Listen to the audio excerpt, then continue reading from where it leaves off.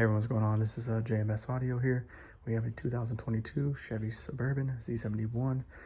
We did a custom enclosure with two Sundown shallow mount 12s. The enclosure was done by ABG, my guy Alex. He has custom enclosure site. I will have the link in below.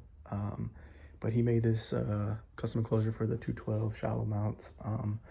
My wife wanted to have the ability to still haul stuff and have her music. So we did this box. The top piece is a beauty panel on top of the box with the inlay of the 3/4 inch plexi that we have. Had it etched in to say Z71 and to pay tribute to my wife's grandfather. That's what she called him, Papa Daddy. So we did this for him, and the Sundown 12 shallows are powered by a audio control 1x15 back here in the behind the factory panel in the rear. What we did was we used a PVC board to mount the amp next to the factory amp, and with that being said, we had to lower the fuse panel that was there. We lowered that down to the factory location where the jack used to be. We're not going to use the jack, don't need it, so it was just taking up space, so we lowered everything down. I will have still photos of that conversion of everything going on. On the back side of the box, we have 2 arrow ports and all our connections for everything. We'll show you the LEDs here shortly. So the seats folded down look like this, and as you can see the ports right there. Underneath that flap right there, that is the factory flap from the OEM storage tray in the rear. So we integrated it to this box so you wouldn't have no gaps or anything, something fall through. If you are going to do a Suburban, the Knukonceptz 0 gauge OFC kit that I used, it is not long enough at all, the wiring. So underneath that flap there is another fused link there, just in case if anything happens. It's always good to put, you know, another fuse in line of everything. So it is right there, like literally right below the speaker wires, and then go into the new amp over there. With this amp that we installed, it has a feature where I don't need a remote wire from the actual car.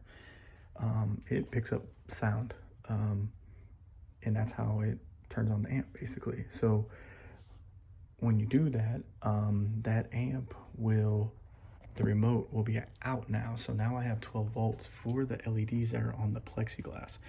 Cool thing is about these newer vehicles, if you ever walk up with the key, the car, like, lights come on, the sense and all that stuff. Underneath there's usually like a light for the tailgate, the hatch to go up and down. So what I'm gonna do is I'm gonna just like unlock the keys, the car, and then behind there we should see the green light for the amp. So what now that does is that gives me the ability to turn on the plexiglass. So I'm gonna point it and we're good to go. So there's a LED strip inlaid all the way around. This top cap right here does come off, so if I ever have to get in there to tune or anything, I just pop it off and the plexiglass stays in put. The third row on this does go all the way up, so the buttons on these are right here. Your Tahoes or whatever your car will have them like this, so you just pull them up and nothing gets in the way, and it is basically seamless. So when you do that, boom. In the future, I'm probably gonna move this. That's the infrared for the Plexi LEDs. So hence, as you see, car sense went down, amp's not on no more, LEDs went off. So simple as, you know, that. Cool thing is about these, you can also have this turn off whenever you want. like say if I wanted to turn the car on, I want the LEDs to come on all the way like they just did. You can always keep it like that, or you can just turn them off, and next time you turn on the car, they won't come on.